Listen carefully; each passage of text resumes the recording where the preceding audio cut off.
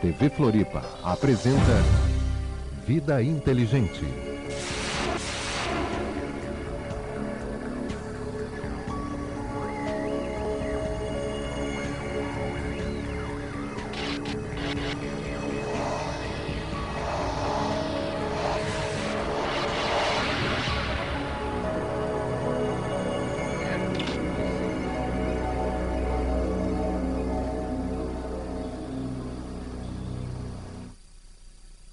Boa noite, Brasil.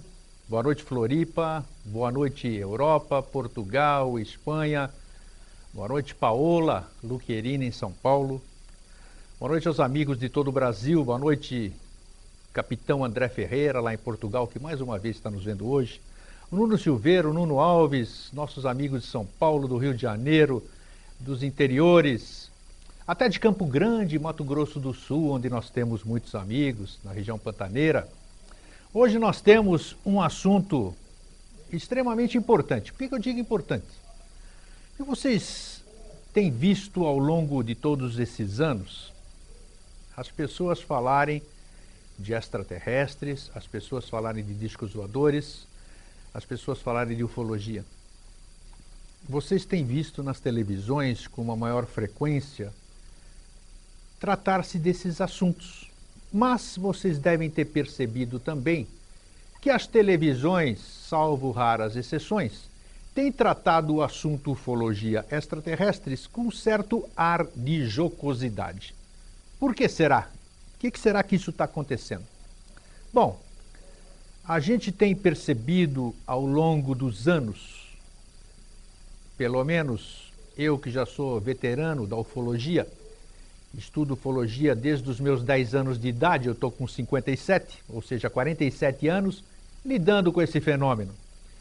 No meu tempo de jovem, na década de 70, 80, a gente tinha muito mais avistamento do que a gente tem hoje.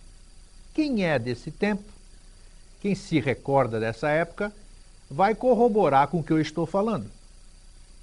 Coincidentemente, na década de 70, na década de 80, nós tínhamos aqui no Brasil, pelo menos, que eu moro no Brasil, tenho que falar do Brasil, nós tínhamos aqui uma ufologia muito melhor do que nós temos hoje. Por que eu digo isso? Por causa das pessoas? Não é por causa das pessoas, não. Porque na década de 70, 80, nós não tínhamos o que nós temos hoje, que é, por exemplo, a internet.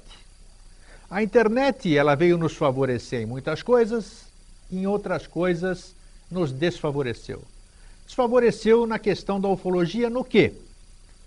Não tendo internet, o pesquisador, o que ele tinha que fazer se ele quisesse ver disco voador ou pesquisar isso? Ele fazia vigílias, ele organizava os seus amigos, pegava os seus equipamentos, pegava o seu ônibus, que naquele tempo era difícil nós jovens termos carro nessa época, alguns tinham, eram privilegiados, saíam e iam para determinados lugares, tinha-se muito mais segurança, você podia acampar em determinados lugares sem correr risco de assalto, de ser assassinado, de ser roubado. Então, a gente podia ir e pesquisar e olhar para cima, e consequentemente a gente avistava certas coisas. Avistava discos voadores, porque era inquestionável você ver uma coisa física em formato discoidal, que era incontestável você ver isso. Incontestável porque eu digo, está parado no ar, não é balão, é metálico, gira sobre o próprio eixo, então só pode ser um disco voador, um disco que está voando. Aquilo é um objeto voador identificado, não um OVNI não identificado. Hoje o que nós temos? Hoje, com o advento da internet, nós temos muitos pesquisadores virtuais. Como é que você vai ver disco voador? Como é que você vai fazer vigília num computador? Impossível. E é o que está acontecendo. Outra coisa, a questão da segurança, a questão da parte econômica. Hoje nós temos uma série de dificuldades, além de termos que nos manter economicamente, de sairmos a campo para fazermos vigílias, para irmos atrás de testemunhos de pessoas. Isso é muito oneroso. Nessa época de 70 e 80 que eu estou falando, a gente fazia também o que a gente tem saudade hoje, nós, os mais velhos, da ufologia romântica. O que é ufologia romântica? É frescura? Não, não é frescura. A ufologia que era todos nós nos reuníamos, eu não na ocasião, porque eu era mais jovem que os demais e eu estudava mais sozinho, só vinha entrar no cenário mais para a década de 90, no cenário nacional. As pessoas participavam de congressos, as pessoas pesquisavam juntas, as pessoas compartilhavam suas pesquisas. Nós tínhamos eu, por exemplo, fui militante associado da querida APEX, do Dr. Max Berezovsky, Associação de Pesquisas Exológicas, lá na Lapa, e tinha tantos outros grupos, tantos ufólogos bons, queridos, José Flávio Pereira, Willy Wirtz, Carlos Alberto, o Birajara Franco Rodrigues, Claudeir Covo, essa turma da velha guarda, vamos dizer, eu estou deixando de citar uma série de nomes, que alguns hoje ainda atuam e outros, desiludidos, saíram da ufologia. Saíram, ou melhor, preferem não fazer ufologia. Hoje, aqui no nosso programa Vida Inteligente, para falar de ufologia, depois dessa introdução que eu estou dando para vocês, e pedindo tardiamente desculpas por a gente não ter iniciado o nosso programa às 8 horas aqui no Brasil e meia-noite aí já em Portugal, Espanha, no exterior, isso acontece em televisão, o nosso perdão. Nós estamos trazendo hoje, vamos mostrar para vocês, uma entrevista feita o ano passado com um dos maiores ufólogos, pessoas, pesquisadores, um gentleman, um amigão, que estaria também participando conosco por telefone hoje, nesse período que eu estou falando, antes da gente colocar essa gravação feita o ano passado, mas impossibilitado que está por ser professor universitário. Ele pediu desculpas de não poder estar participando ao vivo, mas o que vocês vão assistir daqui a pouquinho, eu tenho certeza que vocês vão gostar. Nós estamos trazendo para vocês a entrevista feita no ano passado em Varginha, do Dr. Ubirajara Franco Rodrigues. Ele é advogado, ele é pesquisador, ele é professor de universidade, uma pessoa seríssima, um pesquisador seríssimo, que tem muito conhecimento e que traz para nós hoje, para os neófitos, para os jovens, para os apreciadores, para os ufólogos, para os futuros ufólogos, noções de conduta, de pesquisa, de seriedade. Eu tenho absoluta certeza de que todos nós sairemos muito mais enriquecidos agora, daqui a pouco, com o que a gente vai ver. Quanto à questão da ufologia de hoje, eu estou afastado de muita gente. Hoje, infelizmente, nós temos no Brasil, e eu não preciso omitir aqui na televisão, porque todo mundo sabe, os que frequentam as listas, nós temos muitas cisões dentro da ufologia, o que é lamentável, mas somos humanos, a gente está sujeito a essas diferenças, a essas posturas, a disputa de egos, a disputa de posições, a querer segurar para a gente determinadas lideranças.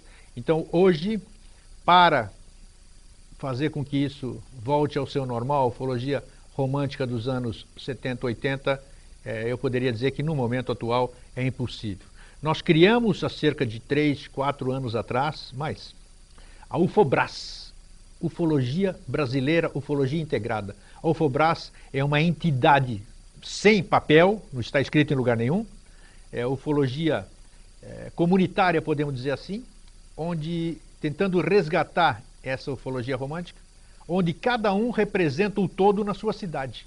Ou seja, não tem chefe, não tem gerente, não tem cacique, é todo mundo índio, todo mundo representa esta UFOBRAS na sua cidade. Nós estamos com 240 associados, vamos dizer, no Brasil inteiro, alguns em países do exterior com língua latina, e se você quiser acessar, você vá no www.sosex.net e você acessa o site da UFOBRAS e você se filia.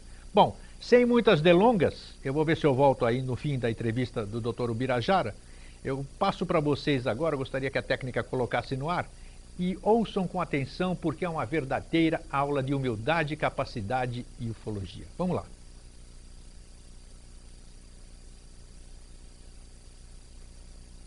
Acredito que lido com ufologia desde 13, 14 anos de idade, porque me recordo que naquela época, alguns eventos, noticiados em jornais e na imprensa em geral.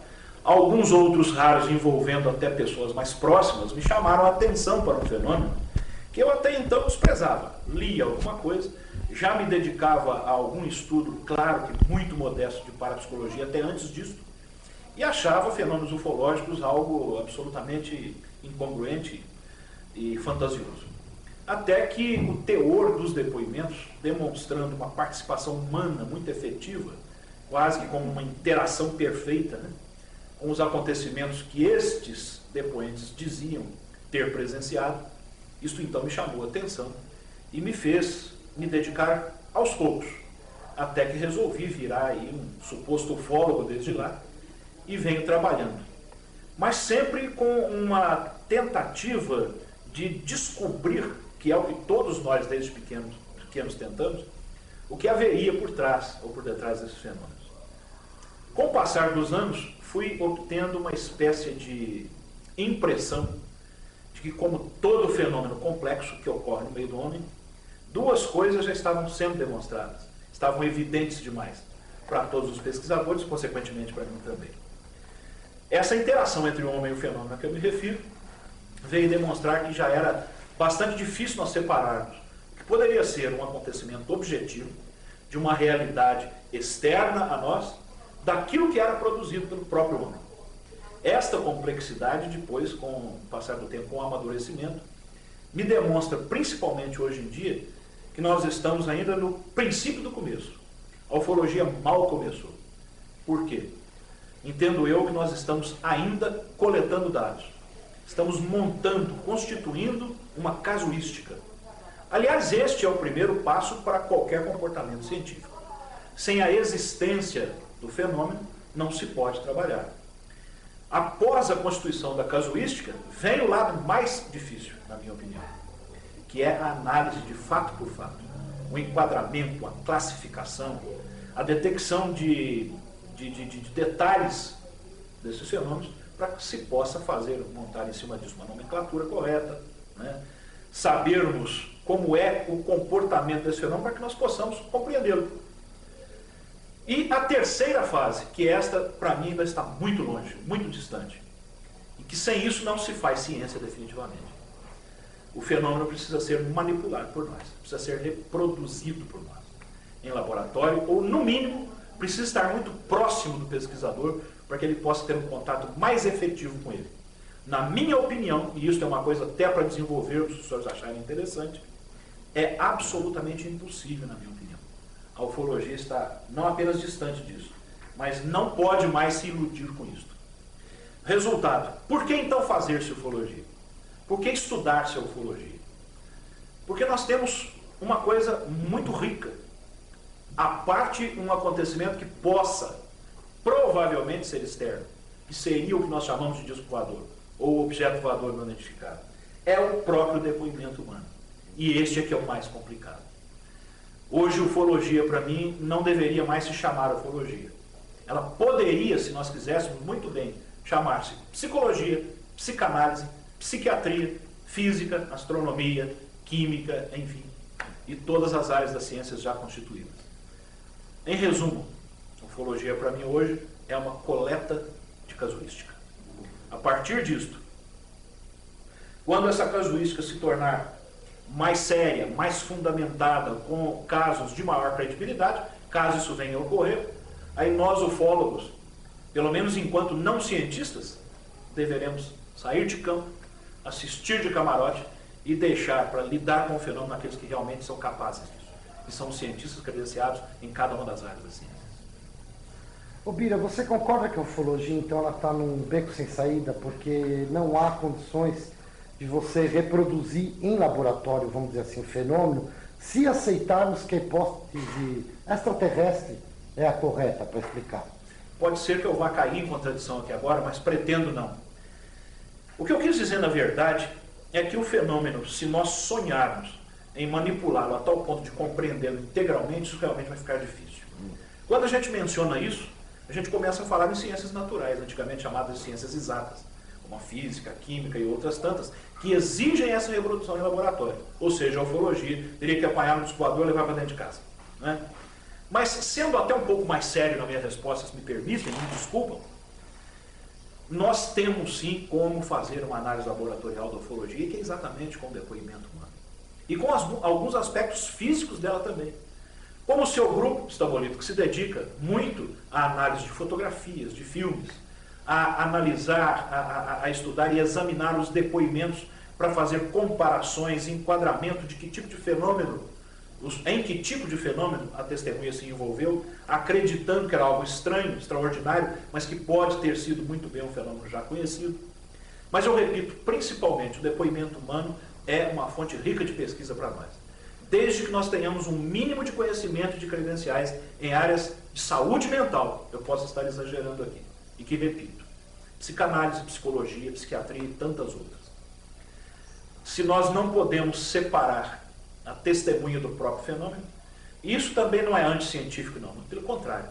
Nós sabemos em teoria de conhecimento, em filosofia, em metodologia de estudos que nós aplicamos no meio acadêmico, que os chamados sujeitos cognoscentes, quer dizer, que é o experimentador, que é o pesquisador, ele sempre tem uma interação com o fenômeno que ele está tentando manipular, estudar, etc.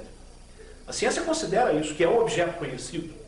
Que dirá então do próprio protagonista, ou seja, daquele que participou de um alegado avistamento, que é a testemunha, que é aquele que está nos emprestando dados para que possamos fazer uma análise, pelo menos teórica, uma suposição, ao menos a princípio, que é uma escolha de hipótese. Se isso realmente foi visto, um objeto concreto, uma máquina, um aparelho material, né? Aliás, se for aparelho tem que ser material, ou se foi apenas a produção da psique de um indivíduo qualquer. Particularmente tenho notado hoje casos, inclusive dos famosos, dos considerados clássicos, até brasileiros, que se nós formos revisitá-los de uma forma mais carinhosa, isenta, com olhos de camarote, como eu costumo dizer, ou seja, com imparcialidade, nós vamos perceber que a possibilidade desses casos não terem envolvido um objeto concreto é quase de 100%. Um deles, inclusive, pesquisado, descoberto e divulgado por mim, que já é um clássico da ufologia brasileira. Hoje eu tenho, e posso mudar dentro de poucos minutos, ou daqui a uns anos, acho que comportamento científico se faz assim, claro, né? Longe de mim dizer que faço ciência ou que a ufologia seja ciência, porque não é. Mas o comportamento científico é algo que nos obriga. Esse caso, para mim, hoje, é 99,9% de certeza que não envolveu absolutamente nenhum objeto voador identificado. Muito menos uma abdução. Foi tudo produto do próprio psiquismo da testemunha, em virtude de uma série de fatores complexos. Ela nos permite o quê? Vamos começar do fim para chegar no começo. Ela nos permite uma garantia quase que total de que a testemunha está sendo sincera, de que ela não está mentindo, de que ela não está inventando, ou seja, de que ela não está voluntariamente criando uma história, seja para aparecer, seja para ganhar dinheiro, ou seja até para, como a gente costuma dizer de brincadeira, adubar o próprio ego. Por quê? Porque a hipnose ser bem aplicada, e aqui eu me refiro à hipnose clássica, né? Não me refiro à hipnose chamada hipnose ericksoniana, foi criada por Milton Erickson, que hoje volta a ser aplicada por muitas linhas de psicanalistas, apesar de Freud ter abandonado a hipnose e praticamente, vamos dizer, criado a psicanálise para substituir a hipnose. A hipnose tem falhas até esse ponto. Ou seja, se o indivíduo tem digamos, um estado delirante que tenha provocado um enredo nele, em que ele acredita ter sido abduzido ou avistado um objeto voador identificado, ou mesmo um delírio em virtude de fatores exógenos como álcool, drogas, etc. Ou até por uma questão de alucinação ou visão, que são atribuídas a distúrbios e a transtornos separados na classificação da psicanálise, mas que podem provocar no indivíduo uma situação completamente inexistente, mas que foi criada pelo seu próprio psiquismo, por uma série de fatores, até patológicos, até desequilíbrios e doenças. Então, se o sujeito tem certeza absoluta que passou por um fenômeno de abdução, aquela realidade dele é inegável.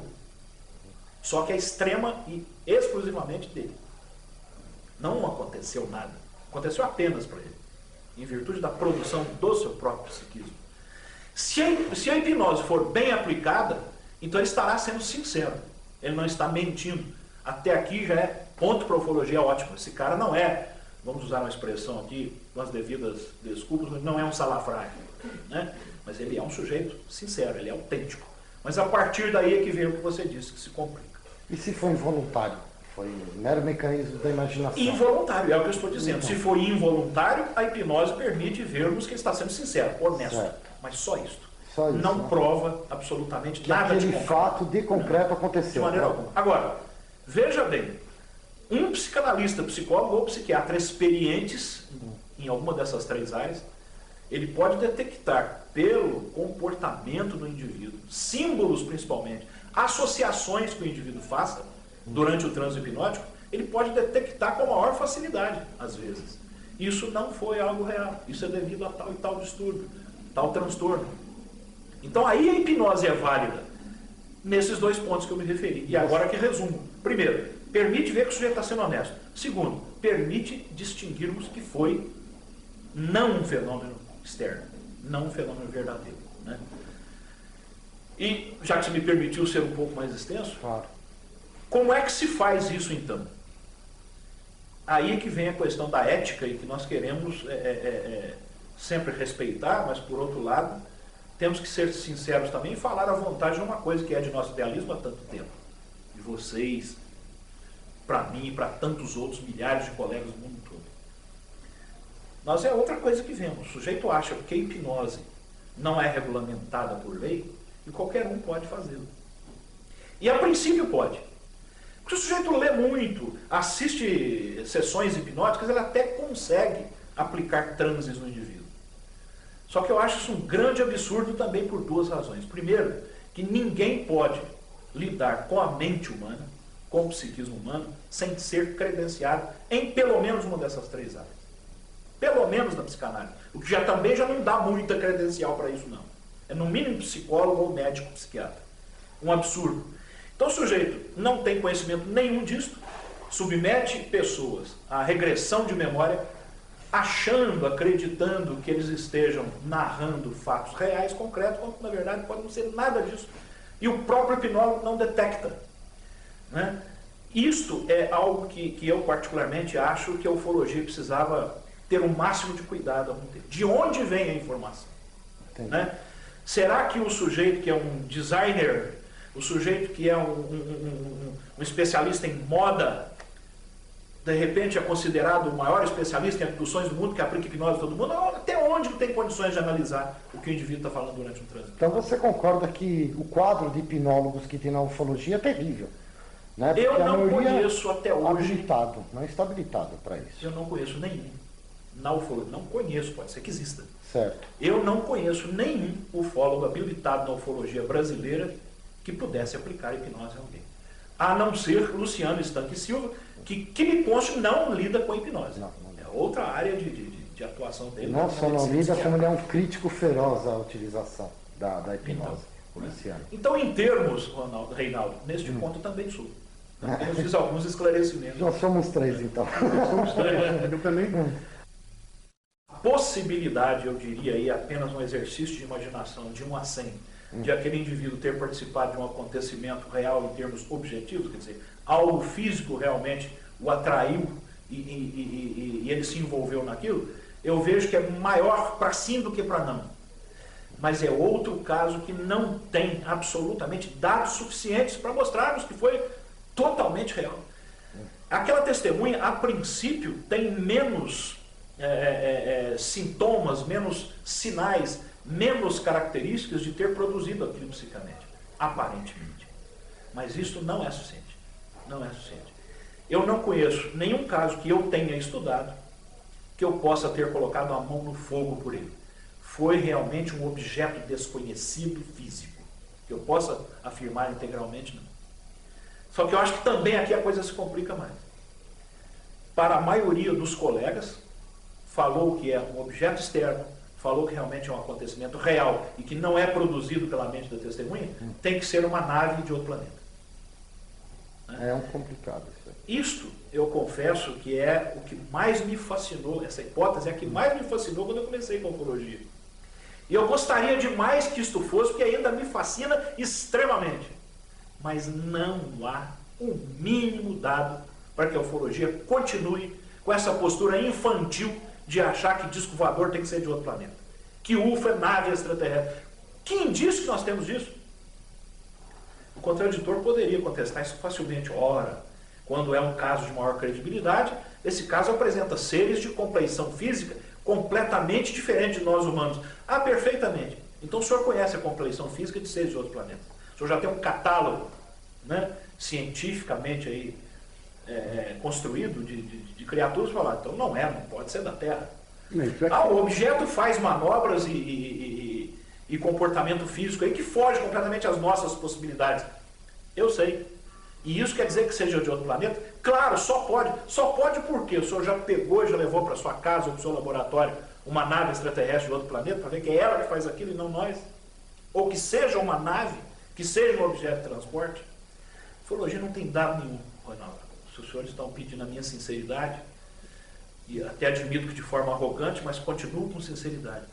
A ufologia não tem nada nas mãos. Absolutamente nada. Nem no exterior e nem no Brasil. Verdade. E eu digo, aliás, muito menos no exterior, porque o que eu tenho visto por aí é de morrer de rir muito mais do que se vê por aqui no Brasil. Com certeza. E desse caso aí, teve um embornal, não é isso? Teve. É escrito. Que conclusão você chegou? Tem alguma relevância com o caso? Não foi? Foi? Não Sim, dá para tirar conclusão? Que tem a ligação com o caso, e eu posso afirmar que 100%, porque o sujeito disse que perdeu o embornal e não o achou exatamente no local em que ele alega que teria sido levado para o interior de objeto desse. Certo. Depois, tempos depois, esse embornal foi encontrado no local, exatamente no mesmo local, na nossa presença. As inscrições dele, que não existiam, evidentemente, porque o cara na época era praticamente analfabeto, não sei se hoje aprimorou a cultura dele, está coberto por caracteres hebraicos, onde a tradução demonstra uma mensagem de cunho filosófico, eu diria, que para nós, aparentemente, exotericamente, quer dizer, de uma forma clara, não diz nada. É apenas uma mensagem filosófica. Eu pergunto a vocês, foi encontrado naquele local, é escrito em hebraico, um monte de gente ainda escreve hebraico, inclusive na forma arcaica no mundo todo. Basta querer. Isso quer dizer que veio de seres de outros planetas? Não, absolutamente. Também acho. Então o que nós temos em mãos? Uma série de casos interessantíssimos, curiosos, fascinantes sem dúvida, há casos extremamente fascinantes, mas que nos levam a quê?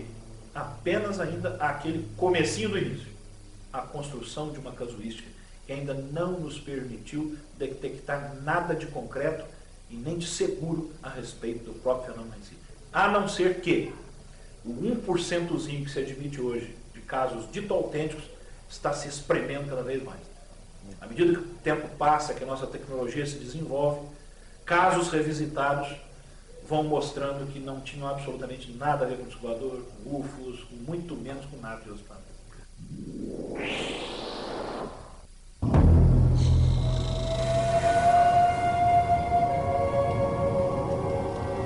Eu já pesquisei inúmeros depoimentos de Mãe do Olho, depois eu vou te mostrar esses arquivos aí, que há dezenas de casos pesquisados nos últimos 30 anos, separados em pastas.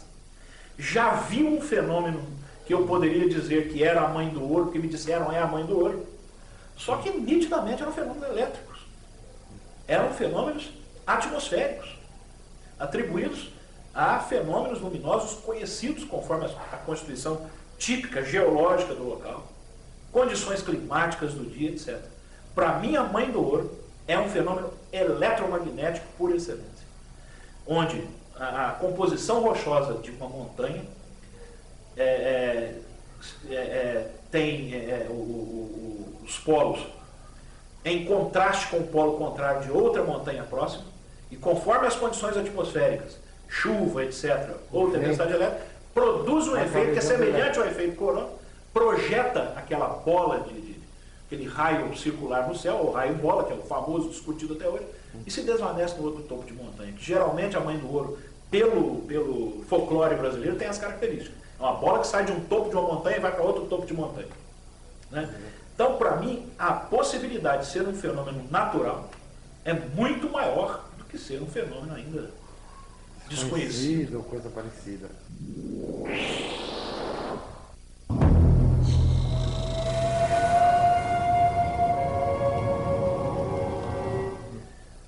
laboratório indescritível, é um tesouro para mim incalculável, como pesquisador. Uma fonte de observação, a gente usa a expressão de análise, né? Uma fonte de dados extremamente importantes para mim como pesquisador, porque estou aqui, estou vivendo isso desde o início, estou observando o comportamento dos ufólogos, o meu comportamento das testemunhas, civis, militares conhecidas, militares desconhecidas ainda do grande público. É um laboratório tão valioso para mim quanto foi o senhor Thomas Green Morton na área da parapsicologia. Eu hoje me considero um privilegiado de ter tido a oportunidade de conviver com esses dois fenômenos. Thomas Green Morton na parapsicologia e Caso Varginha na ufologia. O que eles me permitiram observar, e ainda vejo, tem inúmeras questões ainda a serem observadas daqui para frente. A cada momento que eu paro nesses dois fenômenos, ainda, entre aspas, descubro coisas novas, é indescritível. Inclusive como um modesto detentor de um curso de psicanálise que eu tenho. O Caso Varginha, para mim, que eu não vou repetir aqui, que todo mundo está careca de saber no mundo inteiro, eu só chamo a atenção para uma coisa que eu também já chamei em outras ocasiões. O que menos existe no Caso Varginha é a presença alegada de um objeto voador não identificado. Você tinha notado isso? Tem o depoimento do rapaz aqui de São Paulo, não foi? Tem 2 depoimentozinhos isolados e só. E do sítio também. Primeiro, do casal do sítio, a 10 quilômetros na cidade, teria visto um objeto que eles chamam de semelhante a um pequeno submarino que boiava nos mares, aparentemente avariado, por volta de 1 a 1h30 da madrugada. Ponto. Corta. Né? Depois, 1 ano depois, aparece o senhor Carlos de Souza, procura o Claudio Covo e dá aquele depoimento que viu um objeto caindo 1 semana antes no meio rural de Três Corações. O que mais que se tem no Caso Varginha a respeito de um disco voador? Nada.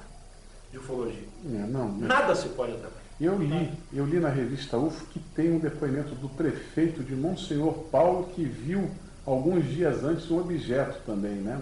Ou não tem isso? Tem, mas lá em Monsenhor Paulo, entendeu? 47 quilômetros daqui, dias antes. Esse dias antes é um negócio que realmente nos coloca em xeque.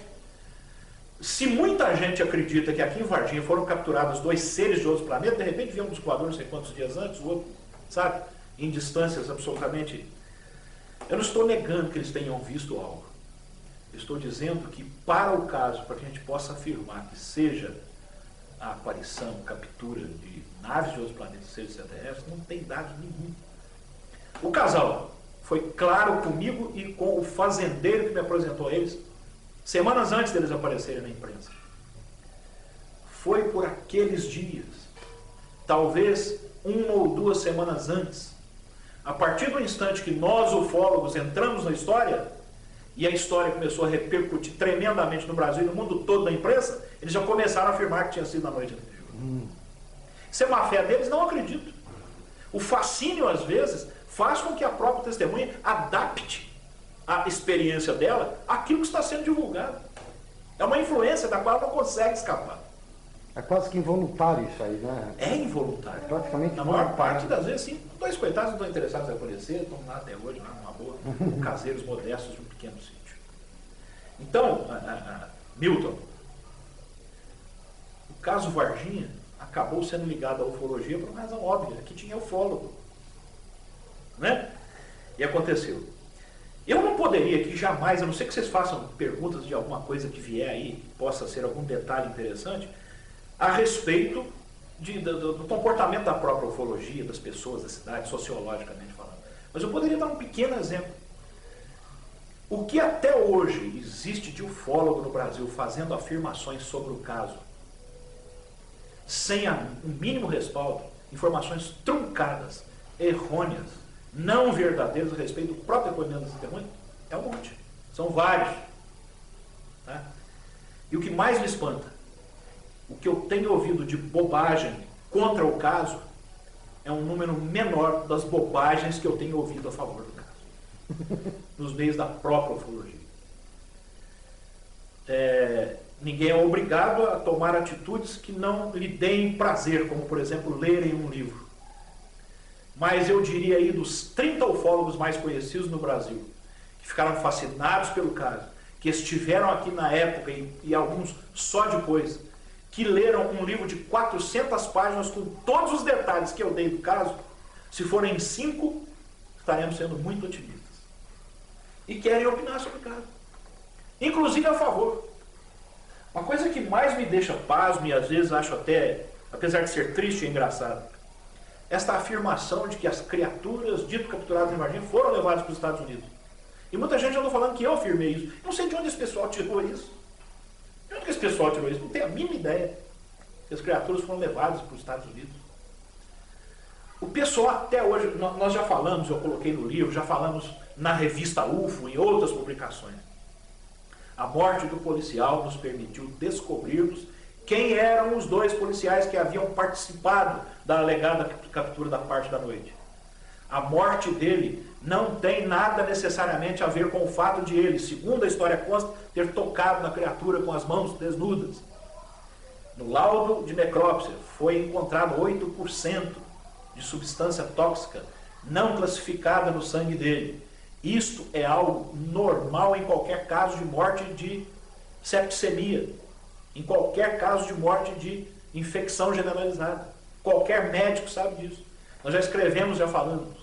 No entanto, todos os nossos colegas continuam afirmando, sem pestanejar, ele morreu porque pegou uma substância desconhecida dessa criatura estranha, inclusive está comprovado no laudo. Eu acho isso uma infantilidade, uma irresponsabilidade de ordem de pensamento científico sem par. E que amanhã, se um desses detratores da ufologia, como alguns citados, como alguns astrônomos, alguns céticos e cientistas que pertençam ao meio acadêmico, como uma grande universidade, um dia quiserem dar uma atenção que nós merecemos, nós ufólogos merecemos, e começarem a perceber esse tipo de incongruência e de afirmação sem base, a ufologia vai continuar sendo desmoralizada, como está até hoje perante o meio acadêmico. E não vai ter solução. É ela mesma que se enterra sobre o próprio pescoço. Bira, existe uma questão muito folclórica na ufologia, na minha opinião, que são os homens de preto. Mencionam até que a mãe das meninas foram abordadas por homens de preto. Você poderia esclarecer isso para a gente, até onde você sabe? Posso. Considerando que homens de preto ou bíblios é apenas um símbolo de instantes em que alguém envolvido na ufologia é abordado por outro alguém, eu acredito na existência dos bíblios. Da seguinte razão.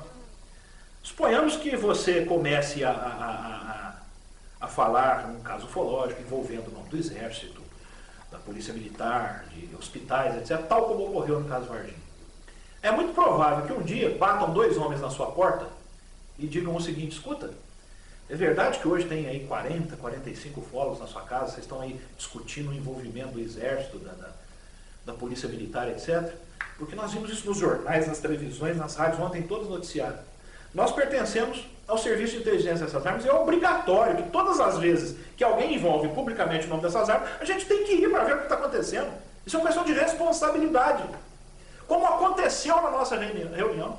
Bateram lá. Eu falei, perfeitamente, podem entrar. Senhoras e senhores, colegas do Fórum, estão recebendo a visita aqui de 2 companheiros da inteligência, do Serviço de Inteligência da Polícia Militar e do Exército, que vieram aqui por uma questão de obrigação assistir a nossa reunião, estão perguntando se podem assistir. Todo mundo, perfeitamente, então os mitos existem. Agora, vai botar na cabeça dos ufólogos que MIBs não são uma organização secretíssima que tem os segredos dos esquadrões por trás e que mata quem descobre alguma coisa importante ou persegue testemunhas para poder dizer que nada disso é verdade. Isso é bacana, isso é bonito, isso é interessante como folclore, né?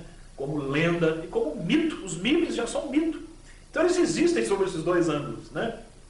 O que aconteceu com a mãe das garotas, Milton, foi verdadeiro na minha opinião. Ela foi muito sincera e tem muita coerência o que ela narra.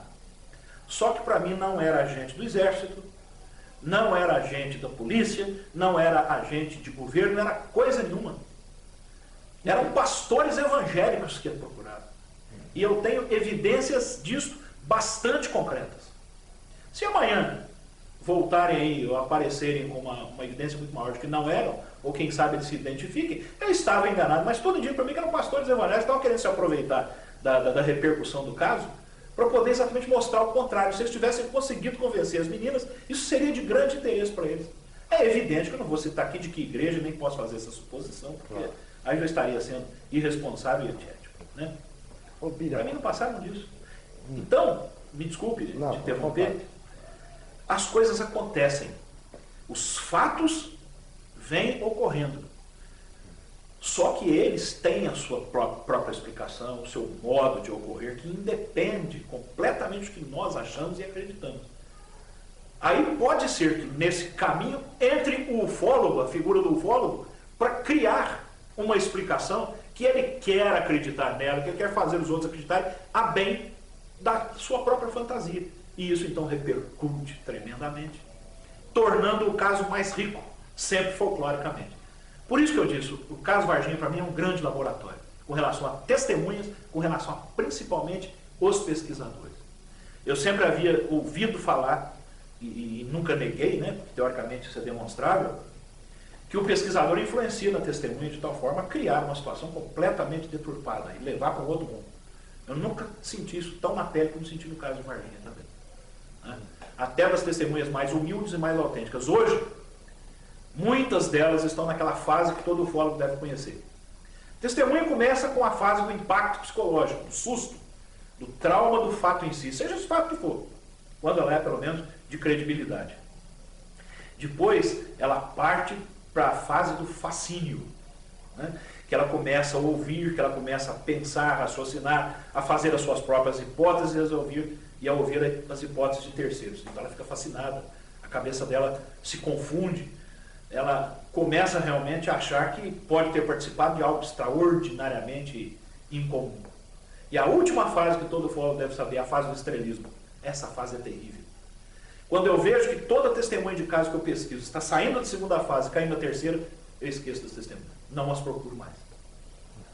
Hoje, para ser bem sincero, se cair novamente um caso de abdução na minha mão, ou semelhante a caso Varginha, sei lá, um caso em que precise ter um contato maior com a testemunha, eu vou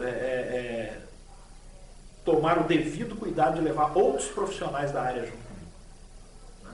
Não estou usando das minhas pesquisas anteriores hoje para tentar corrigir certos erros que eu acho que não podem ser cometidos. Eu já vi o ufólogo falando para a testemunha: o senhor ouviu um objeto voador identificado ontem? Vi. Por favor, me descreva, me faça uma comparação, uma associação com algo que o senhor conheça que poderia parecer aquele objeto. Com a finalidade de a gente ter a aparência daquilo que foi visto. A testemunha põe a mão na cabeça e pensa por poucos segundos, o ufólogo imediatamente vira para ela: parecia um vagão de trem? Parecia um submarino?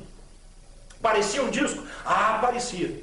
Maior indução pega esse depoimento e possível. joga no lixo que não vale mais nada. Maior indução Não vale possível. mais nada. Ô, Bira, quando nós estávamos vindo para cá, aqui na cidade de Varginha, por sinal nós encontramos uns alunos seus e tal, né? E nós perguntamos para eles, de forma informal: e aí, tudo bem, pessoal? O que vocês acham do caso Varginha? Aí um dos meninos falou: olha, tem um rapaz deficiente que talvez, ele não afirmou, talvez pudesse ter sido isso que as meninas viram. O que você tem a dizer sobre isso? Você chegou a lidar com essa hipótese na época das investigações? Evidentemente, esse cara que é o Luizinho, né? Certo. Esse Luizinho é realmente uma figura quase que popular em Varginha, conhecido de toda a cidade, porque ele anda pela cidade há anos, todos os bairros. Certo. Ele é extremamente magro e é aparentemente normal, em termos fisionômicos. Ele é muito magro, mas não tem nenhuma deformidade física nem nada, absolutamente. Ele é bem magrinho. E em virtude de ser autista, ele de vez em quando se agacha no chão, fica mexendo no chão, etc. Né? Fica falando sozinho, pega pingas de cigarro e tal. E ele mora na frente, em frente do terreno em que as meninas avistaram o alegado ser, suposto ser. A primeira coisa que eu perguntei para ela foi a primeira pergunta. Vocês não viram, foi um sujeitinho assim, assado? Vira a mais velha, a Kátia, e fala: o Luizinho, sem eu falar do nome. Eu não estou acostumado a dar cigarro pro Luizinho, todas as vezes que eu passo por aqui, para sempre cortar um cabelo por lá. Imagina se eu confundir aquilo com o Luizinho. Né? Entendi. Agora, deve ser desprezado isso de maneira alguma, tem que compor as hipóteses sim. Por que não? Nós não temos dados para falar qual é essa hipótese. Nós temos um amontoado de fatos envolvendo um grande contexto. Né? Só que, aqui eu até me arvoraria fazendo uma defesa do caso Varginha, rápida, bastante por favor, singelo. à vontade. Se o caso Varginha fosse apenas o depoimento de 3 garotas, como todo mundo continua insistindo por achar que é, seria uma maravilha e já estaria resolvido. Já estaria resolvido, né? Estaria resolvido. Certo. Bira, você chegou também a lidar com os bombeiros. Em momento algum você conseguiu algum retorno positivo deles? No sentido de que houve alguma coisa, alguma captura? Sim, aqui eu devo me limitar a te dizer uma coisa, já que inclusive você conhece algum material. Ah, Quando nós falamos não, pode deixar. Quando nós falamos em testemunhas que ainda não foram mostradas a público, nós estamos falando realmente em depoimentos de gente da Polícia Militar, do Exército e do Corpo de Bombeiros. Eu gostaria de me limitar a isso. certo. Beleza. O Birajara falou qual o caso que mais deu trabalho na investigação e qual o caso que mais gostou de pesquisar. Comentou sobre seu interesse pela paranormalidade e sua conexão com a ufologia. Também reforçou a necessidade da ufologia se basear em pesquisa metodológica com critérios científicos. O caso que mais me deu trabalho foi o caso de Geraldo Bichara. O caso que eu mais gostei de investigar, pelo fascínio, pelo enredo interessante, foi o caso de Baipendi. E Varginha, não? O caso de Varginha está nesse índice. Você me perguntou qual é o mais assim, qual é o mais assado, eu respondi. Varginha é um caso que não me fascina tanto quanto o de Baipendi e nem me deu tanto trabalho quanto o do Geraldo Bichara. Bira, você também lida com paranormalidade, não é isso? Você se interessa por isso, não é? Eu diria, Reinaldo, até interrompendo a sua pergunta para que você continue. Me interesso de algum tempo para cá mais pela paranormalidade do que pela ufologia. Não que eu esteja desprezando essa segunda, Não, claro. mas me fascina mais a paranormalidade.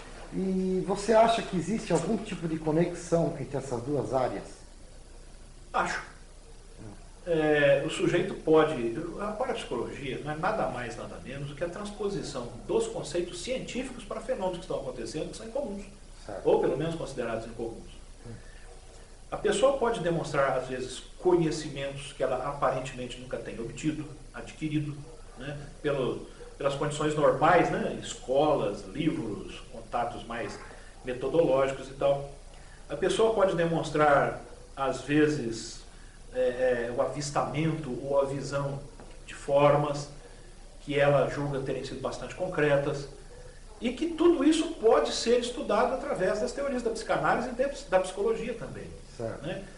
Se nós formos fazer uma comparação com esse tipo de acepção científica hoje, nós conseguimos explicar a grande maioria dos fenômenos paranormais. Não todos ainda, não todos. Agora dizer que parapsicologia existe para explicar tudo que é paranormalidade, não é verdade. Primeiro ela tem que admitir alguns fenômenos como paranormais mesmo, que já é difícil. Não sou daquela linha que admite que certos fenômenos paranormais ocorrem ao nível que todo mundo acredita. Tá? Tal como o sujeito se concentrar e sair levitando. Isso não existe. Né? Isso todas as pesquisas laboratoriais no mundo inteiro demonstraram que raramente quando ocorreu o fenômeno da levitação ele foi involuntário. Não acredito que exista paranormal no mundo que se concentrando faça um garfo entortar, faça uma faca se partir. Por quê? Ou seja, Thomas Glenmore, Porque toda essa turma, era mágico. Sim, apenas um trucador, exclusivamente um trucador. Certo. Agora, por que a grande maioria dos interessados já tem como certo que esse tipo de fenômeno acontece? Tem que ter muita perspicácia e experiência para observar isso. Muitos já o fizeram. Eu fui na rabeira, como nós dizemos aqui em Minas Gerais. Né? A maioria admite que existe exatamente porque acredita nesse tipo de paranormal, que jamais foi paranormal, é apenas um trucador. Certo. Né? Então, o sujeito já tem aquilo como parâmetro de raciocínio. Algumas pessoas, em momentos raros, se souberem, se concentrarem, ou às vezes até involuntariamente por questões de desequilíbrio, se concentram, um garfo derrete na mão, uma moeda entorta. Por quê? Porque sabem que os anais, os livros, né? A bibliografia da parapsicologia diz que existe porque aceita que esses caras são autênticos. E não são. São apenas trucadores. Então o fenômeno para ser aceito precisa ser demonstrado, repetido inúmeras vezes, com o depoimento e a credencial de análise de gente muito credenciada. Aí o meio acadêmico começa a aceitar. Né? Então é isso que eu estava querendo dizer. Certo. Beleza. Eu fiz essa pergunta porque tem gente que costuma alegar na casuística ufológica que depois do seu contato passou a desenvolver clarividência, paranormalidade. Exato. No entanto, eu nunca vi qualquer detalhe concreto que isso tenha acontecido. Agora eu vejo realmente que a maior parte dos testemunhos dizem isso. Por quê? Questão psicológica. Esse fascínio se transforma em muito mais. Aí o negócio começa a se complicar. Né? O outro mundo fantasioso que uma pessoa dessa constrói, às vezes até como autodefesa, em virtude do impacto pelo qual ela passou, que sabe-se lá o que foi, ela constrói esse tipo de coisa, ela começa a acreditar, ela começa a achar que tem previsões, premonições ou pré-cognições que ela acha que teve, mas na verdade foi uma associação posterior que ela fez e ela acreditou que foi uma previsão e não foi. Né? Então eu acho que está ligado sim, mas por questão meramente psicológica e não concreta dela. Bira, você tem algum recado para dar para o pessoal, final, principalmente que se interessa por ufologia? Eu queria fazer uma pergunta Então, para ele também. deixa eu cortar, Antes disso. Essa seria a pergunta final, mas antes disso, vai. eu queria perguntar, durante esses anos todos que você investigou ufologia, você se dedicou a isso, o que você aprendeu, o que isso te acrescentou, o que isso preencheu na sua vida? Que o ser humano é fascinante. E que se por um acaso realmente existir um fenômeno aí que ainda nós não conhecemos, vamos dar um ponto para o fenômeno externo pela realidade objetiva dele, ele significará uma mudança radical dos conhecimentos científicos, principalmente filosóficos humanos. Essa simples hipótese é maravilhosa. Ela nos dá prazer. Ela faz com que o nosso cérebro funcione. A gente fica fascinado com isso. E quando isso acontece, é o primeiro passo para se evoluir na aquisição do conhecimento. Ok, beleza. Ficou bom. E o recado final? Tem um recado final para dar? Na verdade, seria esse. O recado final é de entre os tantos milhares de ufólogos brasileiros e mundiais. Dizem que um positivismo exagerado é negativo. Não é tão proveitoso. Também acho. Dizem que o radicalismo, não como sinônimo de ir à raiz, né, de ser crítico, que é o que nós devemos ser, mas o radicalismo a ponto de querer negar tudo, achar que tudo é bobagem, também seja negativo, e eu também concordo. Para isso nós precisamos ter a mente aberta, dar um tratamento holístico ao fenômeno. Só que hoje o pessoal está dizendo que tratamento holístico é você querer fazer um emaranhado terrível num novelo de lã que ninguém vai conseguir desfazer os inúmeros nós, misturando ciência, religião, misticismo, esoterismo e sabe-se lá mais o que. Conhecimento verdadeiro é aquele adquirido passo a passo, gradativamente, metodologicamente. É por isso que você cursou uma universidade no Brasil e no exterior. É por isso que nós também o fizemos. Ou seja, é por isso que nós cursamos as escolas desde pequenininhos, desde o jardim da infância para chegar na universidade, depois nos pós-doutorados, etc. Né? Só a ciência permite com que o homem compreenda as coisas. Se o homem quiser sentir, entender, dar meras opiniões, transcender, criar o seu mundo próprio, que ele chama no final das contas de mundo espiritual, ninguém pode contestar, ninguém pode censurar e deve respeitar. Mas dizer que isso traga compreensão de algum fenômeno, dizer que isso traga conhecimento verdadeiro para ter um contato do homem com a realidade externa universal com a qual ele precisa ter, não. Ufólogos novos, dediquem-se à ciência, ao estudo metodológico, mesmo que um dia você chegue a 50, 60 anos de idade e acredite, não descobri nada ainda, pesquisei tantos milhares de casos, fui para a serra milhares de vezes, agora só me resta dizer, eles estão conduzindo a mim nas minhas pesquisas. Sai dessa, isso é fantasia, isso não é postura correta e nem sóbria que faça a ufologia ser respeitada.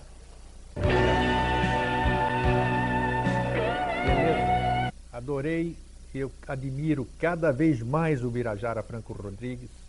Eu acho que muito ufólogo devia estar assistindo isso, devia estar reciclando, devia seguir o exemplo do Birajara Franco Rodrigues.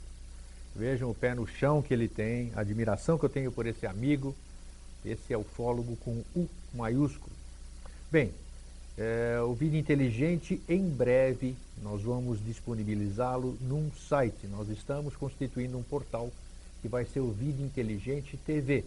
Já existe, inclusive, nós já contratamos o domínio vidainteligente.tv. Nós vamos passar isso para vocês, que está fazendo agora através da internet. Nós estamos alcançando o Brasil, o planeta inteiro, muitos amigos podem assistir. Em breve nós vamos poder aqui, enquanto passava o documentário do Birajara, eu fui no computador e respondi alguns e-mails que já tinha, gente falando do programa. Em breve nós vamos poder estar aqui com o notebook, linguagem bonita, aquele computador de colo, onde a gente vai poder estar interagindo através do MSN com vocês. Vocês podem participar, vocês podem formular as perguntas. Como o programa é feito ao vivo, aqui no Brasil, e há 3 semanas recebemos telefonema do Nuno de Portugal, ele falou aqui conosco ao vivo, através do Skype, não sei o quê, então vai ser muito mais fácil você interagir, fazer uma pergunta da Espanha, da Grécia, do Principado de Mônaco, de onde você quiser, para poder vamos responder aqui ao vivo. Nós vamos ter o portal do Vida Inteligente e vamos disponibilizar no Vida Inteligente TV, o portal, todos os programas anteriores, desde 27 de julho de 2005. Sim, senhores, nós estamos há 3 anos no ar, ao vivo, fazendo coisa boa, passando coisa boa para todos vocês. Isso é o que interessa, isso é o que vale, essa interatividade que nós temos, criando cada vez amigos e muito menos inimigos. Inimigos nós não temos quase nenhum. Na verdade temos, mas tudo bem. Vamos ver se a gente consegue resolver isso.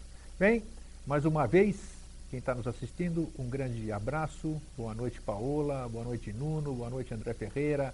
Boa noite todos os amigos que estão agora ligados nesse momento do Vida Inteligente. Eu sei que na Europa é tarde agora, já é 1h da manhã, são 4 horas de diferença. E a semana que vem estaremos aqui, 22 de maio, feriado nacional, estaremos aqui com o nosso amigo Jorge Antônio Ouro, falando sobre um assunto que certamente você vai se agradar. Então, um grande abraço e até sempre. TV Floripa apresentou Vida Inteligente.